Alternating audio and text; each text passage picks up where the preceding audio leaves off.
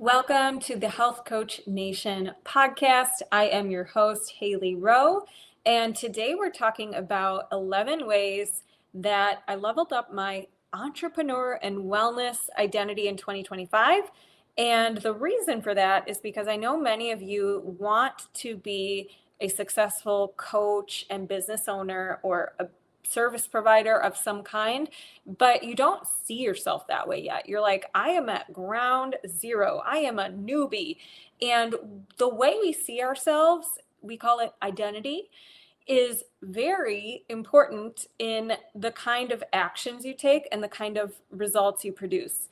And for me personally, I see myself as a business owner and an entrepreneur, but there's always new levels that I want to achieve. And that means new sales levels, that means new impact levels, that means new systems I want to put into my business. And so one thing that I'm always thinking about is how, when I get to that result, how am I as a person? What am I saying? What am I thinking? What am I doing? What kind of habits do I have? What am I wearing? How do I treat people around me? All of that, because it's one thing to just say you want to achieve a certain goal, but if you don't see it as possible and you don't see yourself as that person who's embodying that goal, then you're not going to get there. So we're going to talk about that today. And before we get into that, this is the first, at the time of recording this is the first podcast of 2026. And I'm actually recording it live and it will be repurposed. But if you're listening, Happy New Year. Happy belated New Year if you're listening to this later on. And I'd love to hear from you. If you want to reach out via DM, I'm on Instagram at Hailey, Hailey _ROWE. And I'd love to hear from you. What is one identity shift you're making this year? What's one goal you're working towards? And who do you want to become this year? Because in the inner circle, one of the things we do at the end of the year is I have an entire guide for reflecting. And it breaks down everything from how did your marketing plan go this year to personal life questions. And it helps you get clear on what kind of goals you want to set, how you want to move forward, things like that. So even though we are in 2026, it's never too late to reflect. And if you haven't had a chance yet to do that and you want to use my guide, feel free to book a free call at haileyrowe.com and we can connect. And that can be included in your coaching experience because it's available for all my clients, both in actually the Inner Circle and the Work Smart Marketing Club. So it's just something that we do, and I do it myself. I go through the guide that I give my clients, and part of that is what generated this idea for this specific podcast topic, which is the 11 ways I changed up my identity when it comes to both who I am as an entrepreneur and who I am as somebody who pursues wellness and healthy lifestyle habits. So let's get into it. All right. The first thing I did, and this is going to sound silly, some of these are super random and super silly, but they are something that I think you might enjoy. So the first one is I actually invested in a makeup lesson last year. So what was happening was I was in a health program and it was for my skin because I was having some really bad breakouts and acne and trying to transition off of a very high natural vitamin A supplement. It wasn't Accutane or anything like that, but just something that I didn't want to be taking long term. And I knew I had to get to the root of some of my health things. But while I was in it, part of what they told me in this program is you're going to go through what we call purges with your skin, meaning, you're going to have some bad breakouts because your body is adapting to the changes, and sometimes it has to get worse before it gets better, and blah, blah, blah. So I, as somebody who's an entrepreneur and on video a lot and on Zoom calls and all the things, was like, well, I want to make myself feel good about myself when I have to be in person places, but also online. And so I realized that I had always done my makeup just based on what I thought you're supposed to do, but I've never actually learned it as a skill. And I thought it would be really fun and a level up for me, because I usually never would spend money on something like that for myself. I would just be like, that's silly. I don't need that, and I was like, you know what? I think this is a level up. I'm going to give myself a luxury experience of a private makeup lesson.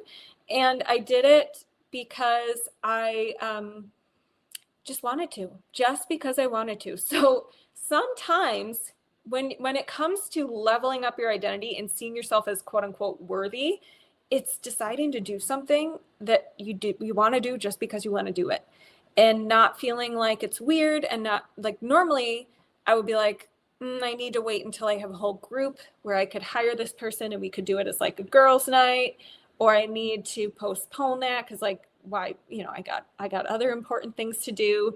But one day, because I'm an entrepreneur and because I make my own schedule, on a Tuesday afternoon, I decided I wanted to do this makeup lesson, and it was like a level up for me, because again, normally I would never invest in something like that. I'd say it's silly, I'd put it off.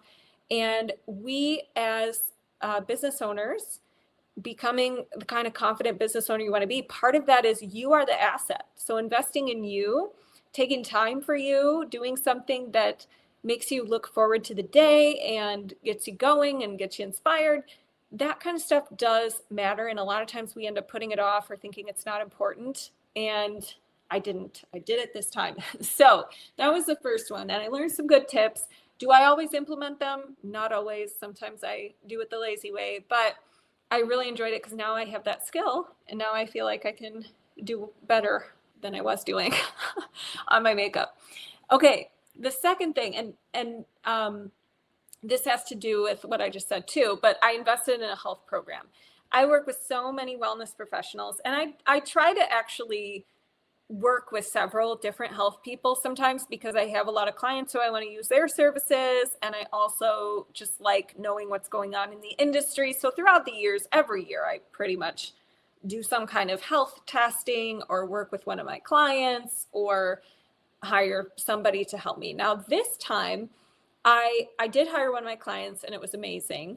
But I also wanted to be a part of a group program, and I invested in one because I had listened to their podcast and I loved it, and wanted to do that both so that I can, again, better help my clients by seeing the ins and outs of how you're led through a program, how, the client experiences using Practice Better, which is a software a lot of my clients use, which we'll put in the show notes. But I just wanted to go through a group community type of program. Why? Because I also lead a group program, more in a business coaching sense, but I know the power of community. And I wanted that for myself this year for when things got hard, when I didn't want to do the health habits that I wanted to do, when I didn't want to show up for my business because I was embarrassed of how I looked that day or whatever. So with my skin, because it was a skin program. So anyways, I did it, and it was one of the best, honestly, investments I could have ever made, not just in my health, but honestly, my business, because it gave me more confidence to show up on the days I didn't feel like it. I felt like I had a support network to go to when I didn't want to show up. I also felt like it gave me more confidence in general. So that translates to your business, right? So for those of you who are health coaches who listen to this podcast and you think, oh, well, my service isn't as powerful as business coaching or something like that because it doesn't create a direct ROI for your bank account.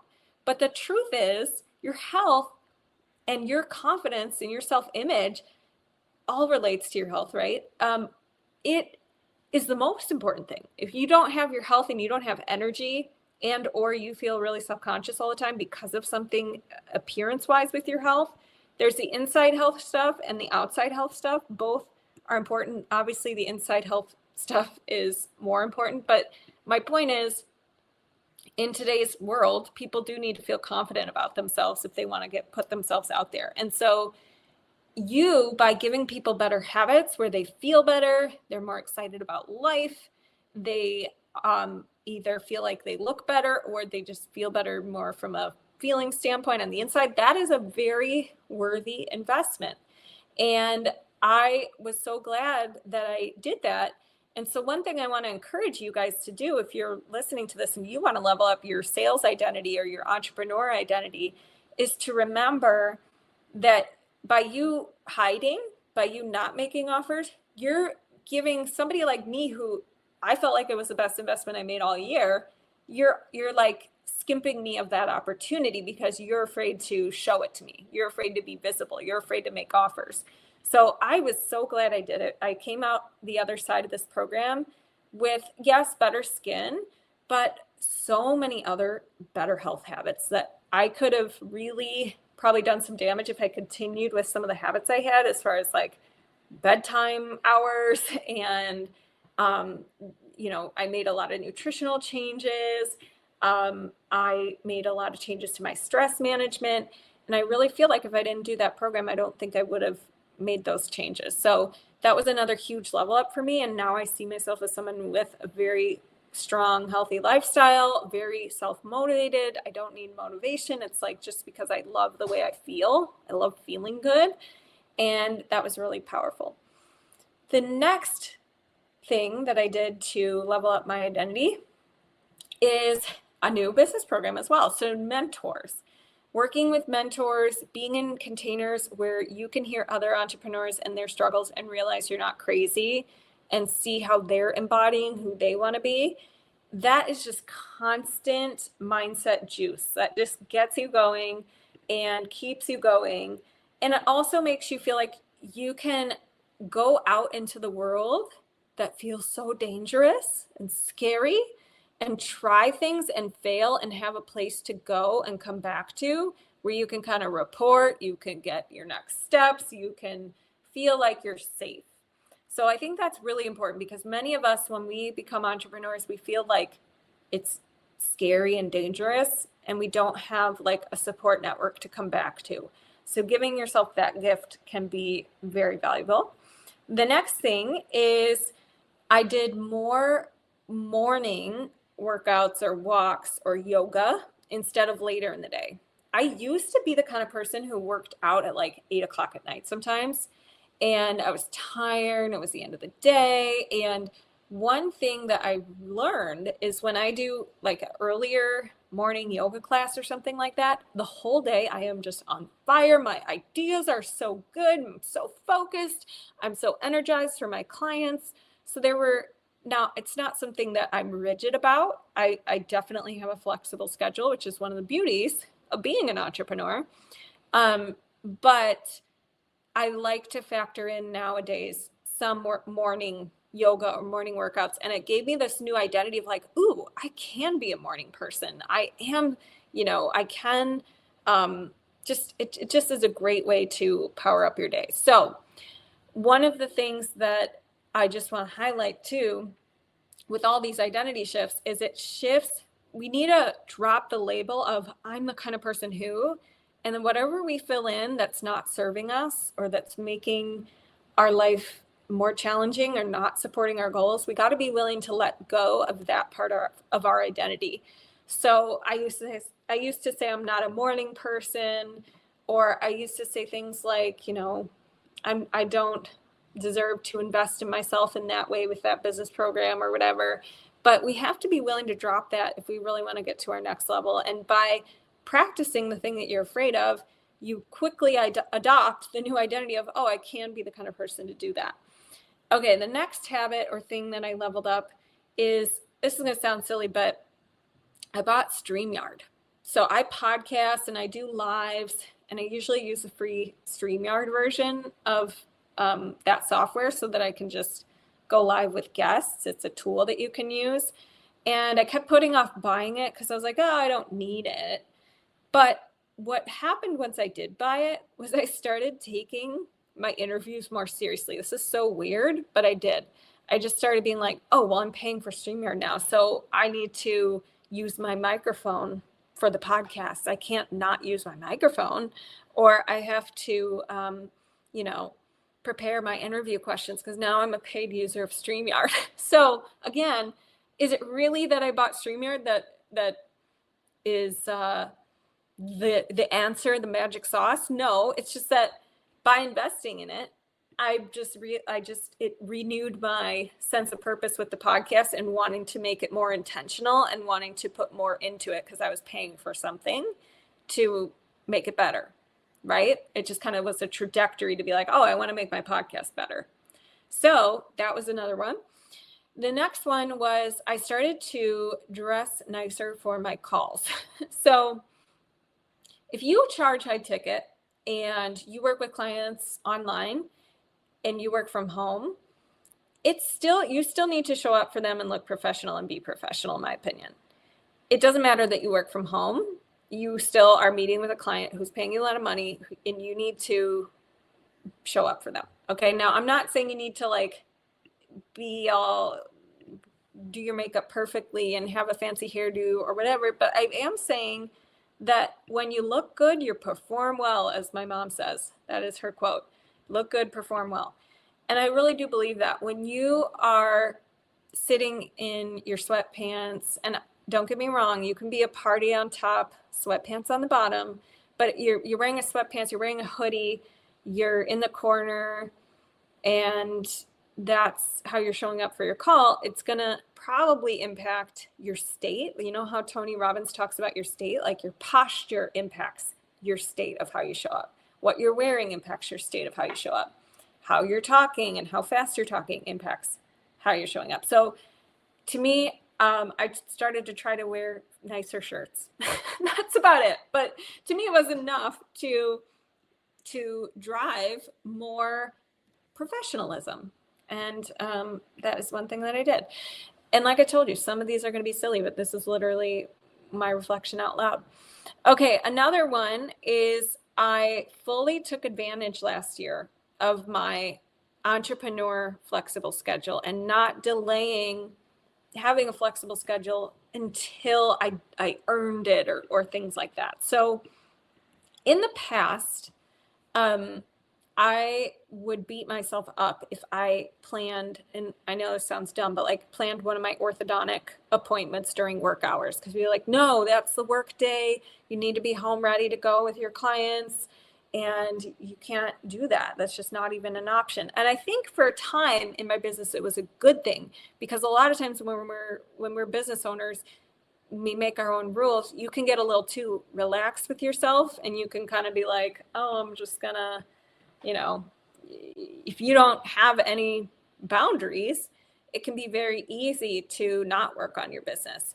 For me, I've never had that problem. I've always wanted to work on my business, and I actually got to the point where I was probably a little too rigid. And that last year, I realized, no, I can be flexible, and I can work my own hours when I want to, and I can, schedule that important appointment during the workday, and it's nothing catastrophic is going to happen. And I think it was about building trust with myself that I wasn't going to drop the ball or not work on my business or procrastinate or whatever.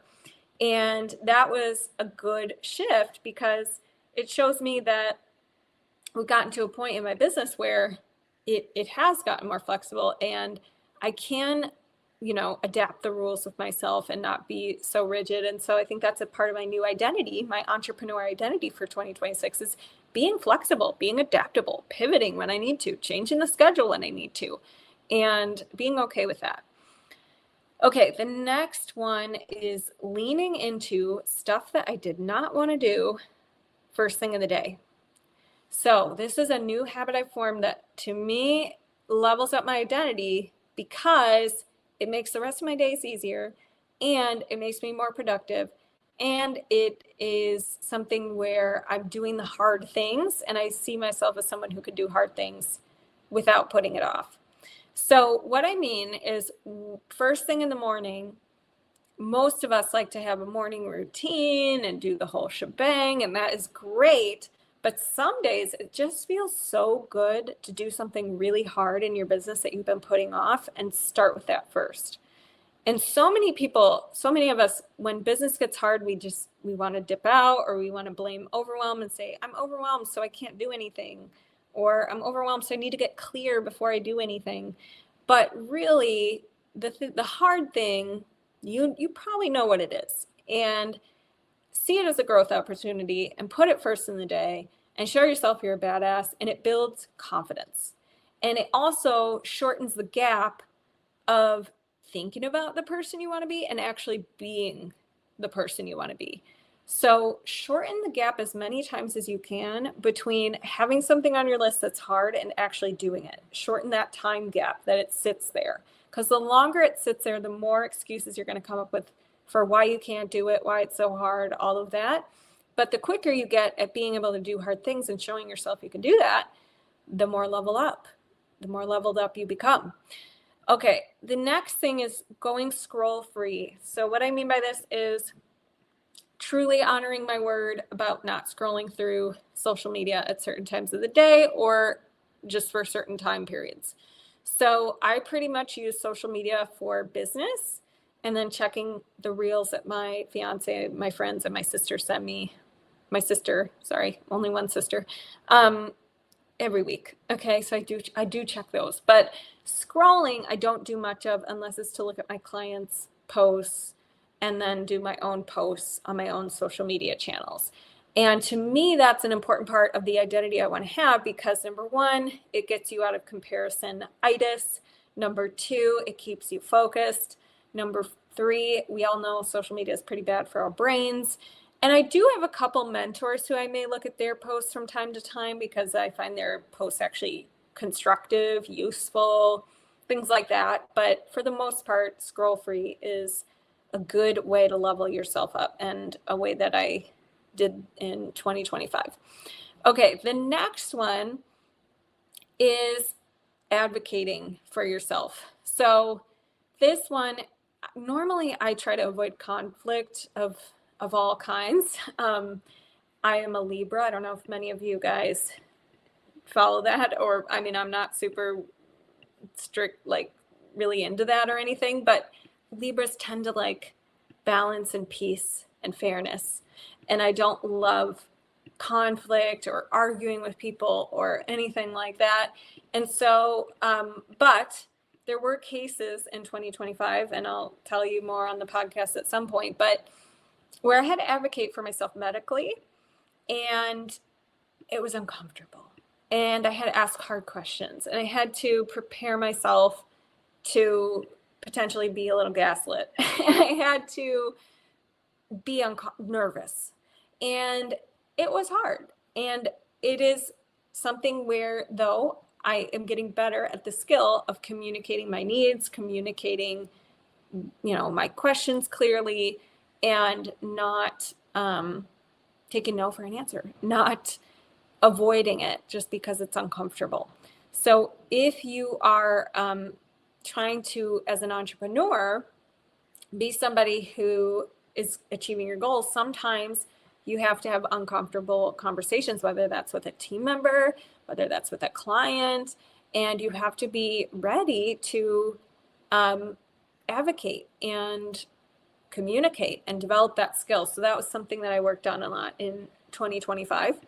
And then the other thing that I did in 2025 that made me realize I can drop the label that I'm bad at managing people is training my team better for certain lead gen tasks.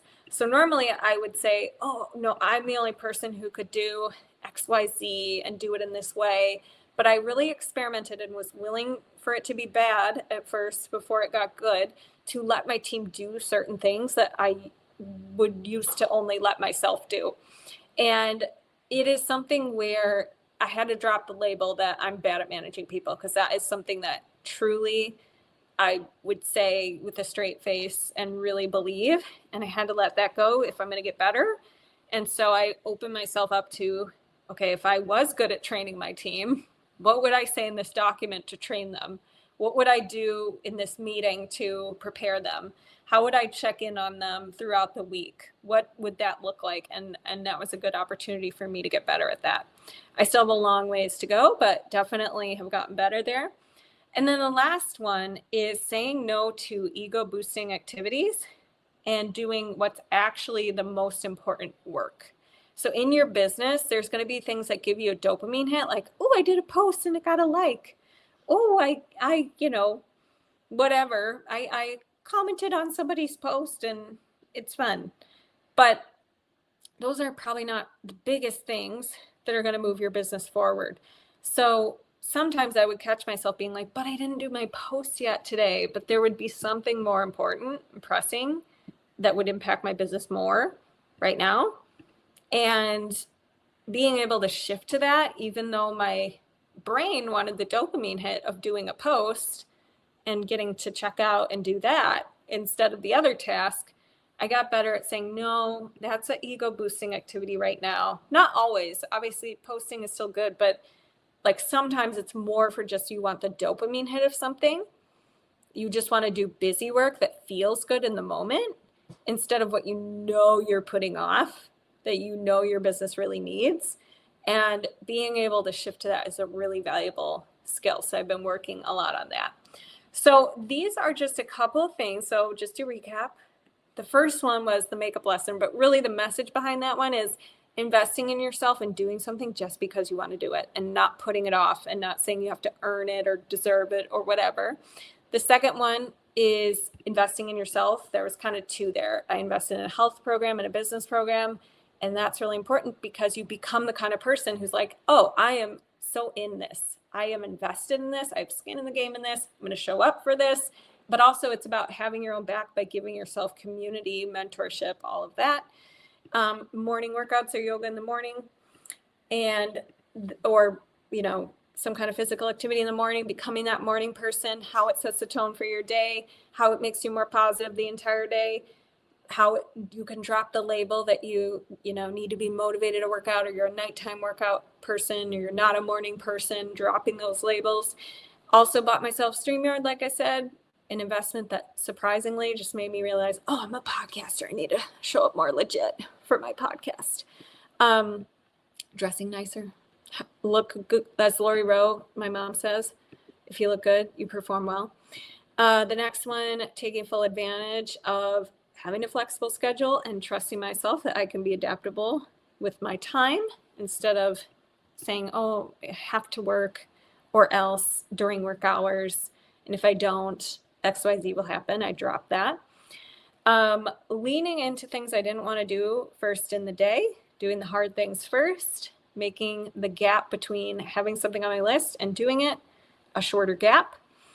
And then scroll free on social media, advocating for yourself when you need to, being able to confront conflict in a very factual, non-emotional, matter-of-fact way, training my team, and then lastly, saying no to the ego boosting or dopamine hit activities that are busy work and focusing more on what's the most important task. So if you have one that you want to share, I would love to know in the comments if you're watching live. And hopefully this helps you get some ideas about how could you level up your identity? What kind of things would you be doing? What kind of things would you be saying? What kind of things, what ways would you be advocating for yourself? What boundaries would you be setting if you were at the goal that you want to be at? And what could that look like this year? So often we think about the goal, but we don't think about who do we need to become? What kind of shifts do I have to make? What kind of habits do I have to have? And that really comes first and creates the achievement of the goal. So thank you so much for listening. If you are curious about time management skills and actually implementing certain things in your year, I do have a free weekly planning system that can help you break down your goal and actually put it on your list. So that's available at haileyrowe.com/time planning. And it'll help you with the implementation piece, prioritizing the top priority things instead of the busy work like we talked about. And it's really what I use to plan my entire week and business, to be honest. So it's a nifty little guide. All right. I will talk to you guys soon. Have a great day.